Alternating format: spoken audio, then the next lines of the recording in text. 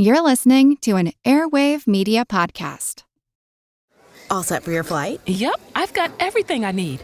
Eye mask, neck pillow, T-Mobile, headphones. Wait, T-Mobile? You bet. Free in-flight Wi-Fi. 15% off all Hilton brands. I never go anywhere without T-Mobile. Same goes from a water bottle, chewing gum, nail clippers, okay, passport. I'm gonna leave you to it. Find out how you can experience travel better at T-Mobile.com/travel.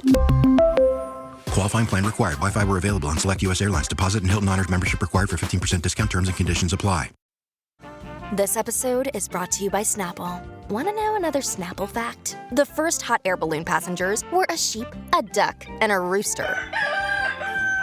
Ridiculous. Check out Snapple.com to find ridiculously flavored Snapple near you.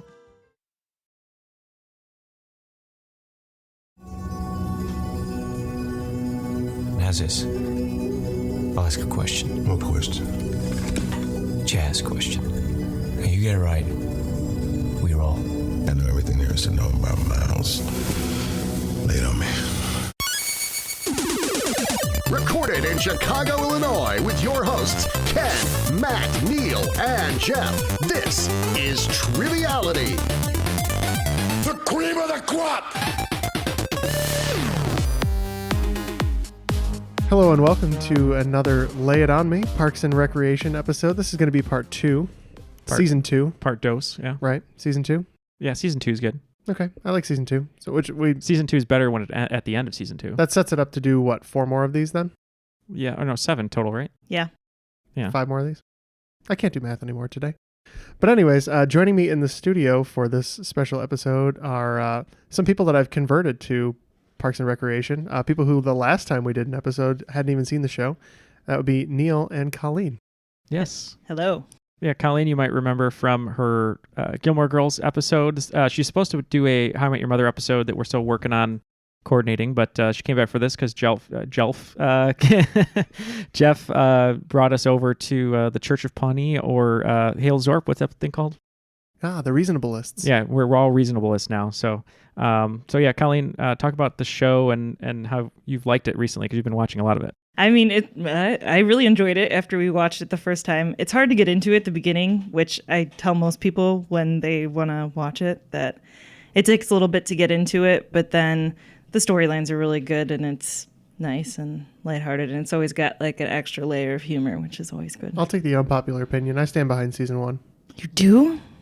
I don't know. It's okay. It's not that great. You have to get past it. Plus, I'm not a big fan of what's his name? Brandanowitz. Brandanowitz. I love some Brandanowitz though. He's okay. It's just they needed they had Anne, who was kind of the straight man, and then they had Brandanowitz, and I don't know. He was just kind of a dud. You mean bland? Bland. Yeah, right. part of the problem there was I guess he didn't want to act anymore, and so then they wrote him out in the end of season 2. Well, he was like an indie actor before, so he's probably too good for the show.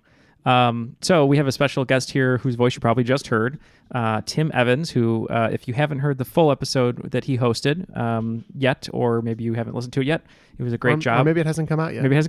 Who knows? Great questions. But let's introduce Tim, and why don't you tell us where you're from? Yeah, I'm Tim. I am the owner of a small trivia game that operates outside Chicagoland.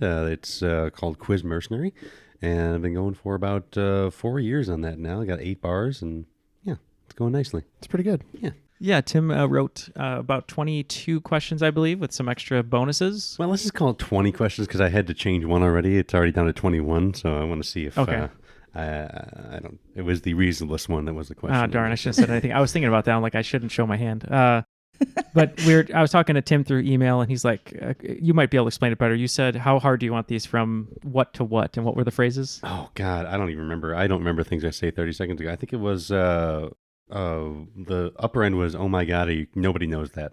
The lower end was, are you kidding me or something? Yeah, so that's kind of the range we're going to go for today.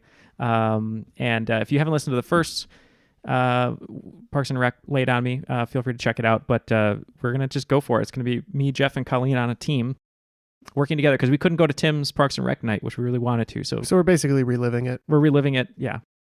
All right, you ready to start then? Let's do it. Okay. All right. Question number 1 in the first round. Question number 1. In season 5, Ben and Anne become embroiled in a bidding war on electronicbay.com over a perfect gift for Leslie. That was a waffle iron from JJ's Diner. What I want you to answer in this question is what were their usernames? Give me either of their usernames. I know. I've got one. Is it his? Mm-hmm. Okay, I knew that one. Oh man, Anne's. I'm trying to think. Anne, is it something with a nurse? Nurse something? We can talk out. We're not facing each other, so. Oh, yeah. What's the first one? Screw you. This is a competition. I want to win it. Oh my God, he's getting so competitive. We're on the same team. I mean, Coleen and I can face you if you want to go by yourself. No. Okay. No, I'm going to get crushed. I'm not good at this stuff.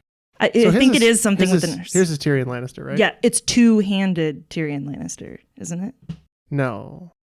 I'm pretty sure it is. Because it's like a joke. Well, Tyrion has both of his hands. No, then it's... Too tall? No. Tall Tyrion Lannister? Who's the guy who lost a hand? Jaime. It's two-handed Jaime Lannister. Could be. I think that's what it is. Okay. I'll buy that. Because I remember asking Neal, because I, full disclosure, have not gotten through Game of Thrones.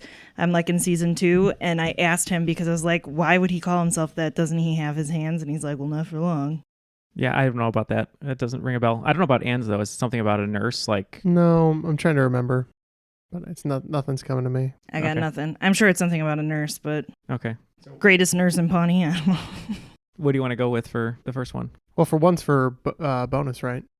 Okay, so our official answer is what? I'll take the two-handed Jaime Lannister. Is that what you think it is? I'm pretty positive. Okay, that's our answer.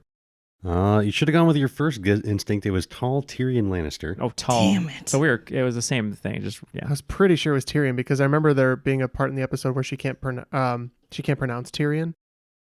Oh, yeah. What am I thinking of? I could have swore at some point he was two-handed. I don't know. There was something like that. That rings a bell. Right? I don't think it was for Game of Thrones, though. It was for something else. You know what? I think it was... Was it a Luke Skywalker reference? Yeah. Maybe. No, it was one of the... when someone hacked her email and they were like writing fan fiction back and forth. Oh. I think that's when his name was that. That or rings a was bell. it two-handed Luke Skywalker? Because he got his hand cut off by his dad. I screwed it up. I'm sorry. That's okay. Any guesses on Anne's name? No. I have no idea. When I hear it, it's going to make me mad. Future Mrs. Tiger Woods. That's... Future Mrs. Tiger Woods. Forgot about that. All right. Number 2, the hardest hitting news is covered by the toughest journalists. When we first meet Joan Calamezzo, her show Pawnee Today is covering what fresh scandal? Is that the gay penguins? Yeah, it would be the beginning of season 2. Yeah. No, that's... Oh, yeah. Yeah. The gay penguins. I can't remember their names now. But anyway, it doesn't matter. Tux and Flipper. The penguin... The homosexual penguin marriage. Yeah. Yes. Cool. Yeah, that's our answer. It is the homosexual gay penguin wedding. That's the one. And I think it is Tux and Flipper. That's the one. Number 3 is an odd category. Oh, well, I don't know how to do that. I'm just going to give you the thing. The pit. The pit, the beginning of all the events in the series, is officially called by a lot number. What is the number of the pit? And it also has a street name. Give me the name for a bonus point. So the street name starts with Sullivan S. Street. Sullivan, and it's lot 48. Yes. Yeah. Mm-hmm. It is lot 48, Sullivan Street. That's the one. Question number 4. According to signs posted all around Pawnee, what STD affects 100% of Jan Coopers? Chlamydia. It is chlamydia. You'd think that the mayor of Horrorville wouldn't be subjected to that, but she is.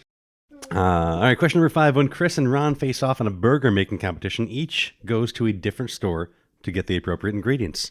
Either store and 2 guesses, both for bonus point. Well, Ron goes to food and stuff. Because it has everything he needs, food and stuff. Yeah. That's where he gets most of his stuff. Yeah.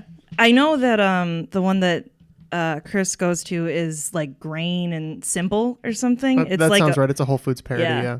Grain and Simple sounds right. It is Grain and Simple and food and stuff. Nicely done. All right. Question number 6. When Tom discovered the identity of Donna's cousin in season 4, it caused a rift between him and Anne. What's that singer's name? That's because Girl Don't Know Who Genuine is. Girl Don't Know Who Genuine is. All right, very good. Number 7. As its name would suggest, this meal could be the end of you. What is Ron's favorite meal at JJ's Diner? It includes a 12-egg scramble, bacon, sausage, ham, hash browns, a chicken fried steak, and a giant tower of buttermilk pancakes. There's a name for it? There's a name for that meal. Oh, is it the egg porcalypse?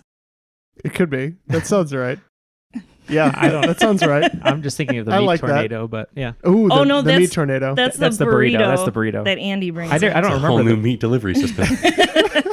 Yeah, it could be egg porcalypse. I don't know. It's like something of the egg porcalypse, but I don't know what that's a play on. It's Four Horsemen. It could be the Four Horsemen of the Egg Porcalypse. Oh, okay. Or something. I'm good with that. Egg Porcalypse. Four Horsemen of the Egg Porcalypse.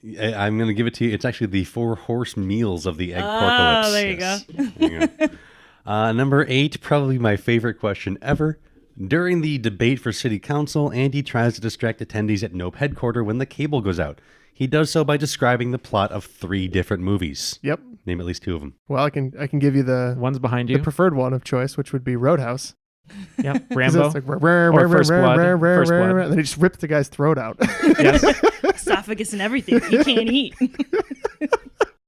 I think that may have been the end clip to our previous Parks and Rec episode. It was, yeah. It's so good. Was it? It was, yeah. Yeah. Just because, we love Roadhouse. It was the other one. The other one was Rambo. I don't know if it was First Blood or if it was Rambo 2. I think it was the either Rambo 2 or the reboot Rambo. I think it was he Rambo mentioned 2. going upstream, and I think that happens in that's the new Rambo and Rambo 2. Or he's in Burma. Yeah. So Rambo. But he never really says. He just says John Rambo. So. Yeah. Any guesses on the third one? The last one is funny, but like funnier than these other ones. Do you remember the details? And I can pick it out. I'm trying to remember too. I'm trying to think. I'm trying to think if it was also an action movie or it's something completely It's not. different. It's completely against the grain. Okay. Is it about like a love story?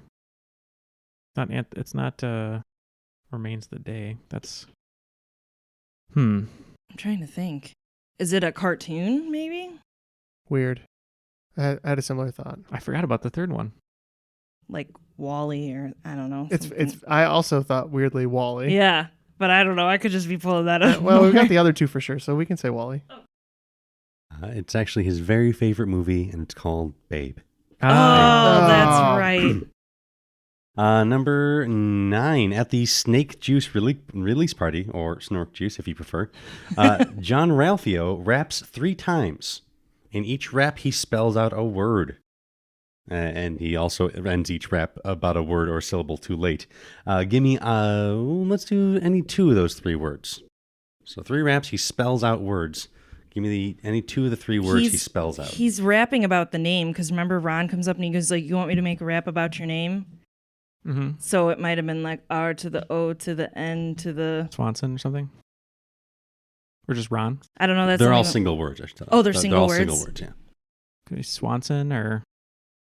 And then the first one he does is to Anne. I'm pretty sure. Mm-hmm. Or maybe I'm wrong. He's standing at the bar. I'm pretty sure it was a woman. Because he keeps adding the extra word. I know one of them was Big Ben clock. It was the end of it. Like Big Ben clock? Yeah. And Pawnee, Indiana was the end of one of them too. But I don't remember the words he's spelling at the beginning. I just remember the endings. I don't either. Got moves like Big Ben clock. Something like that. Yeah. And one of them's about Leslie, because he says the flyest girl in all of Pawnee, Indiana. And Pawnee was rhyming with whatever he said at the beginning. I have no idea. I'm at a loss. I know the scene. I can't. Oh yeah, I can kind of hear the rhythm for all of these because they're all the same, but I'm drawing a blank. Yeah, I don't know. I got nothing. Well, those words are K to the N to the OPEs. She's the dopest little shorty in all Pawnee, Indiana. It is R to the O to the N, and then they say Swanson's got swagger the size of Big Ben clock. That's right. And B to the O to the double S. I say, do what he say, and you'll be successful. Rapping to Chris. Okay. Oh, okay. Yeah. So we had Ron, but Ron. And I knew it was to Leslie. I didn't know what he spelled. All right, and number 10. I am going to need at least 3 names here. Other than the original Jerry, when we first meet him, the character is called by 7 other first names. Give me at least 3. Other than Gary? Yep. Larry, Terry? No, other than the original Jerry. Gary, Larry, Terry? Mm-hmm. Gary, Larry, Terry, Gingrich, Courage. Well, those are 3. Yes, the others are Lenny, Barry, and Gerald in his mother's diary from the time capsule episode. Oh, yeah. And yes, he did have Gergich and Grengich, I believe. Gingrich, yeah. Gergich. Gingrich, yes. One. Newt Gingrich. There's an episode where he meets Newt Gingrich. That's right. Welcome to From Beneath the Hollywood Sign. If you love old movies, Hollywood history, or the golden age of filmmaking, you've come to the right place. This is the podcast that talks about amazing stories of Tinseltown from another era and fascinating conversations with writer-producer Steve Cubine and actress-writer Nan McNamara. One particular argument, he ended up dislocating Ava's jaw. Ava, she was such a tough cookie. Rather than cry or scream or anything like that, Or call the police. Or call the police like she should have, exactly. What does she do? She takes an ashtray and she knocks him over the head and knocks him unconscious. That's how she fought back. She didn't know what to do, so she called Louis B. Mayer. I think I've killed Howard Hughes. What do I do? Revisit a time when the pictures were still big and everyone was ready for their close-up. When you want Tyrone Power instead of Tom Hardy, Jennifer Jones instead of Jennifer Lawrence, or Robert Mitchum rather than Robert Pattinson, then From Beneath the Hollywood Sign is the gin joint for you.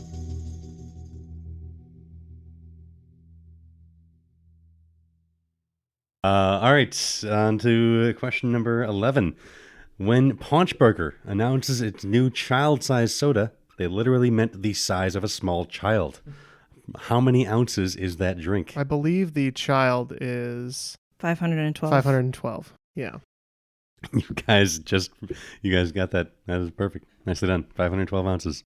Well, I'm trying to remember is the large 128? Is that what it is? I think large is 128. There's the Lil Swallow. That's 3 ounces. Yeah. And then 64, I think, is the small size. Yep. And then, I think 128 is a large, and then 512 is a child size. Why is it called child size? That's for small child. The size of a small child. If I'm doing my math right, that's 4 gallons. So I think that's about right, yeah. All right, number 12. Sorry, when Andy lends Tom $1,000 to become part of the Snake Hole Lounge, he says it's because he believes in 2 things, which he puts into every song he writes. Give me either of them. Living your dreams. What else? Actually, that's not one of them. Sorry. Oh, it's not. Well, that's why he says it, because he's like, I want to live my dreams, but I don't know what my dream is. So he wants to do it for Tom, because that's when he was looking for the apartment. Oh, April right. was helping him look, Yeah. and then she's like, why don't you want to get it? He's like, well, I want Tom to live his dreams, but I'm trying to think. And I don't know how true this is, because I definitely hear one of these phrases in his classic song, 5,000 Candles in the Wind, but I did not hear the other one. So I might not have heard the whole song. Is it something about flying? That is one of them. It's spread your wings and fly. Yes. There you go. Something about your dreams, let it fly away or whatever. It's not catch your dreams. Right? That's catch your dreams. Yeah. There's the flies and catch your dreams. Catch your dreams. Don't let it spread its wings and fly away. What would be the other thing then? The only other song, if it's in the main songs, I don't know, because the only other things I'm thinking of is he has all his other songs are about sex. Because remember when he tries to do the children's classic Sex Bears? Yeah, because he tries to be the children's singer, and remember he changes hair instead of sex, and she's like, hair isn't the problem.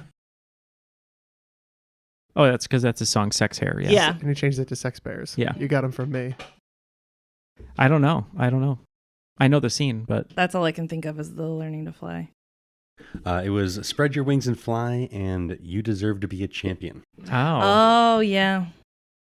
All right. Number 13. Although Ron does a great job at hiding his alter ego Duke Silver from public knowledge, April apparently knew on her first day of work because her mother collected Duke Silver albums. Name any of Duke's 3 albums. Oh, man. I used to tried to memorize these titles of the books that Traeger reads all the time. Like, I'm trying to think of them right now. Like the Paolo and Antonio dad book. Yeah, and Are You Gonna Go the Lenny Kravitz one? Are You Gonna Go? Are You Gonna Go My Way? Yeah, I think it was a pun on that, though. The only scene I can think of them saying it in is when they go to record Catch Your Dreams, and he's like, there's a something album in the lobby. Oh my God. Well, that's when he tells nothing. her, make sure that no one knows. And she breaks all the mugs and whatnot. An Evening with Duke, maybe? That sounds close. Touch of Silver? I'm trying to remember. A Touch of Silver. That's good. I will say that his first name is used in one and his last name is used in one. So Duke is used in one, Silver is used in one, but not together. The Duke of Jazz? I don't know. An Evening with Duke? Evening with Duke. If I remember correctly, the one I'm thinking of is short. It's like 2 words. Something Sterling Silver. Or like Duke Blue or Duke. I don't know. It's 2 words. I remember it being short. That's a tough one. Out of the Duke. I don't know. I got nothing. I'm out, Jeff. I don't know. It's a real bummer. I can kind of see the album artwork because it looks like every solo saxophonist artwork. We should have done this right after I watched the whole series with Coleen. I would retain a lot more. Oh, I'm great at forgetting it. Yeah, I've seen it like 5 times and I could. I'm up. Or out. Out. All right. They are Smooth as Silver. Hi-Ho Duke, which is the one you're probably thinking of. He's riding the saxophone. And Memories of Now, his more recent one. Okay. I think he names the Memories of Now when he's at the bar. Oh, Cozy's. yeah, Cozy's. I think that's off my new album, Memories of Now. Number 4. Perhaps the most respect-purred name in Johnny Jernpurdlism is the omnipresent Perd Hapley, host of 4 different TV shows throughout his career. Name any 2 in 4 guesses. Well, you heard with Perd. Yeah, I know that the one. Perd Pulse Court. That Perd Pulse Court is 1? Yep, that's 2. Isn't there one, the political one? Yeah, where they're covering the political news. That's oh man, well we got You Heard with Perd One Pulse of them's Court. like the like point of view or something. The Perd of You? No, it's like a it's phrase. like a point counterpoint, yeah. And it's like in his news segment. Oh, that's a new segment though. That's not. Okay. You're thinking of Are You There, Perdverts? It's me, Perd, hosting a new segment. Yes, that's a segment on the news. I wasn't going to count that one. Oh, it's Lights, Camera, Perd. Lights, Camera, Perd. That's the one. That's the the movie one review one. Yes, it's the one that gave E.T. 1.5 stars. Yeah. True story, just not believable. And what's the 4th one? Need one more. It is the politics one. In case you're oh, it is? Yeah. Okay. We just got to think of another, like Meet and the Press. that's the one they're on the most. That's what I can't believe. No, You Heard with Perd is the interview one that they're on the most, okay. I think. But there's one when they're covering Leslie's campaign. Is it something like off a real show, like Meet the Press, or I can't remember it. Can you think of the political one? Election? Something? I can see the logo. I know it's like white with stars. Yeah, I don't know. I don't know. We got 2, so that's We got 3. Oh. You did get 3. Nicely done. The Final Word with Perd. Is what I missed. The Final Word with Perd. All right. A master of food pairing and resonant flavors, Andy once created a culinary explosion he named Andy's Mouth Surprise. What are the 2 ingredients of Andy's Mouth Surprise? Starburst and Skittles. He puts his Skittles between 2 Starbursts. He feels like the flavor of the Skittles really brings out a similar flavor in the Starburst. All right.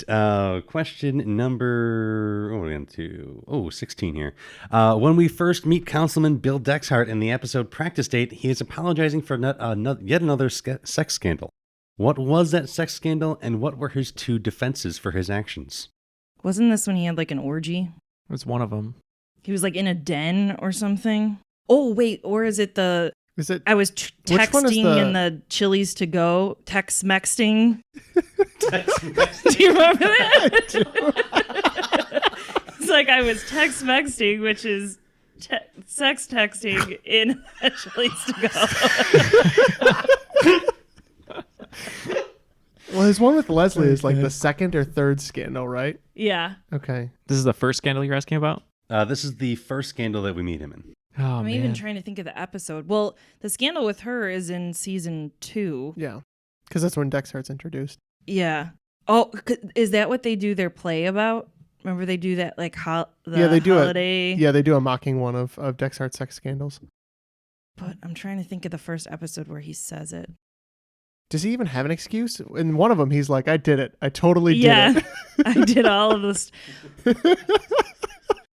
Well, and I know in another episode, he gets in trouble for hitting on the judge from the first trial.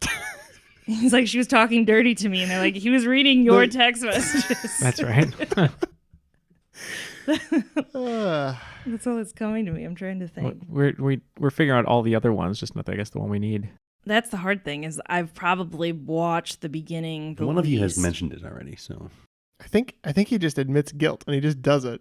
I can't remember. The orgy sounds familiar too, though. I totally did all of it. Could be. Yeah, I don't know. I remember he does have like, oh god, this sounds terrible that I know all these details. He has like he has sex with a prostitute like in the limo on the way to an orgy or something. And then like the orgy in a den. I don't remember. These all sound familiar, but Jeff, you pick what you want to go with. Cause I like the orgy one. I feel like that one's early. And I'm going to say that his excuse is he has no excuse. He totally did it. All right. I'll give it to you in the orgy. It's actually 4-way sex in a cave in Brazil while pretending to build homes from the underprivileged. And his 2 defenses were, it was my birthday and I really wanted to. It was a cave, not a den. I was like, I knew it was like a weird. I forgot about that. Alrighty. Question number 7. In the episode Flu Season, Andy does an internet search to help Leslie determine what her actual sickness is. Well, according to his results, what does Leslie have? That's my favorite one. Connectivity. No, well, quite. Yep. So this is ad-libbed. Yeah, this was not in the original script. Yeah, he says, I typed in your symptoms to WebMD, and it you says have network connectivity problems. That was probably my favorite line of the show. The writers said it was the funniest thing ever that happened on the show, and they're so pissed that they did not write it. All right, number 8. In season 3, Ron finds an old typewriter by the dumpster. He refurbishes it, then annoys everyone in the office by typing every word he knows. He gets through 5 that he mentions out loud. Give me any 2 of them. Butthole. No, butthole's one of them.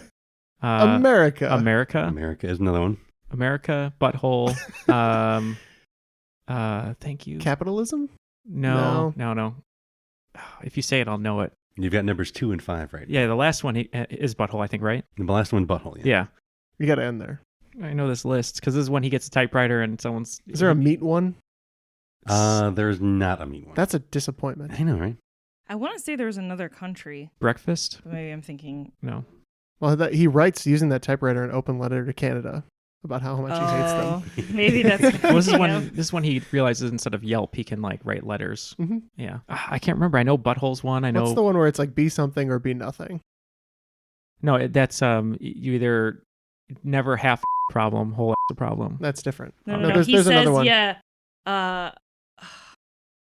Is it vegans? Nah, maybe. I know he writes one to vegans. He writes that one where he like mails it to the guy, and the guy comes in. This one though, a typewriter. No, yeah. I'm trying to think of the words though. It's America. Thank you. We only needed 2, so we need 3, right? I mean, you guys got it. You're okay. Safe. Oh, okay. I thought we needed 3. Okay. The other words were rectangle, yeah, megaphone, and Monday. Monday. Okay. All right. Skipping my reasonablest question. What? Yeah. Unless, ooh. All right, let's do it. Fine, I'll turn it backwards. What is the name of the Lovecraftian elder god worshipped by the apocalyptic cult known as the Reasonablists? All hail Zorp. Zorp. Any more than just Zorp the... I mean, I'll give it to you on Zorp, but... He's... Oh, man. The Conquer... the... Lovecraftian would make me think it's like Cthulhu, but... No, it's Zorp. Well, I know. Yeah. Zorp the something. He's like the something. Zorp is not the Conqueror? I don't know. It's a little bit more boring than it's Zorp the Surveyor. Oh, the Surveyor. okay. All right. Number 2, 10, 20. There we go. When we first meet April, she has a boyfriend who is bisexual and apparently polyamorous, since he has a boyfriend himself. Name either of these 2 gentlemen in 2 guesses, both for bonus point, and an extra bonus point for indicating which one is April's boyfriend. April's boyfriend is Derek, and Ben is Derek's boyfriend. There we go. Ben and Derek. All right, I'm down to my last 2 questions here. Here it is, number 21. Howard Tuttleman is a well-known figure in the Pawnee area. By what name is he better known? Nick Kroll plays this character brilliantly, and he's the partner of Crazy Ira. This is the douche. It is the douche. And my last one here. We all know the fearless Burt Macklin, FBI, but you probably forgot he has a brother. What is his first and last name? His last name is Hackman. I remember that because then Kyle goes, wouldn't they have the same last names? Like, shut up, Kyle. So I know Hackman's the last name. So it's probably... It might be Burt. Like, wouldn't it be, like if they shared the same first name? It's probably Kurt. It probably rhymes with Burt, Kirk right? Hackman or something. Could be Kirk Hackman. What's another word that... So let's see, Burt, and then Burt Macklin, Kurt, Hurt, man, Kurt might be right. Kurt Hackman? Kurt Hacklin? Macklin, Hackman. I know that's definitely the last What's name. April? Janet Snakehole? Janet Snakehole, Yeah. Okay. Janet Snakehole. She had a couple other Alices, didn't she? Mm-hmm. Something Hitler. Oh, Judy Hitler. Yes. Judy Hitler. Yes, right. That's when they find the little boy. And then she's like, thank you, Mrs. Hitler. The mom. No. And then she's also April Ludgate Karate Dwyer. Technically. Yeah. No questions about... April Roberta Ludgate Karate Dwyer. Yeah. No questions about Pachaitis. Greg Pachaitis? And his Peach calling card. Peach Pit. Oh, yeah. Pachaitis! Who dated Allison. That's right. I don't know. I can't think of it. I don't know. I know the last name starts with an... It's like Hackman or Hackelman. But that's all I got. Do you got anything, Jeff? I think it would be funny if it was the last name change. So Burt Hacklin. Burt Hacklin. Okay. You did get the last name right. It's Hackman. It's Kip Hackman. Kip Hackman. That's the one. I knew it was a K because I was like Kurt and Kirk sounded right. And that's all I got for you. That's all 22 of mine here. Great questions. Oh, thank you. Yeah, I think we survived, but... Yeah, we got 17 of the 22. Oh, that's easily. If you count in the bonus, we got 20 of 22. Nice. All right. We did pretty good. We did all right. Live another day. Yep. I wanted it to go perfect, but that's okay. We did pretty good. I was no help at all. I only knew a few because I haven't been watching it as much as Coleen lately. So, yeah. Well, yeah, thank you for writing those questions. Oh, no worries. That was it was already written. I just kind of recycled it here. Well, yeah, thank you very much. Where can people find you one more time? Do you want the names of the bars or just my Facebook page? That's probably easier. Yeah, Facebook page. Facebook is Quiz Mercenary, spelled the same way it sounds. And you can follow me on Twitter, too, although you won't be following much. Both at Quiz Mercenary or Quiz Mercenary on Facebook is fine. Great. Well, thank you very much. Thank you to Coleen for making another appearance. We still have to do a couple of the other shows that she knows too well. Yeah, Jeff, why don't you close it out? So thank you so much for joining us today, Tim. Very appreciated. On behalf of Coleen, Neal, and myself, that was Triviality.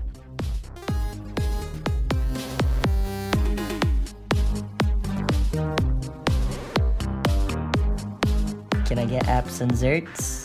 Zerts are what I call desserts. Trays are entrees. I call sandwiches Sammy's, Sandoozles, or Adam Sandler's. Air conditioners are Cool Blasters with a Z. I don't know where that came from. I call cakes big old cookies. I call noodles long-ass rice. Fried chicken is fry chicky chick. Chicken parm is chicky parm parm. Chicken cacciatore, chicky catch. I call eggs pre-birds or future birds. Root beer is super water. Tortillas are bean blankies. And I call forks food rakes. Yeah, you can get as many zerts as you want. Well, let's get in my Go-Go mobile car.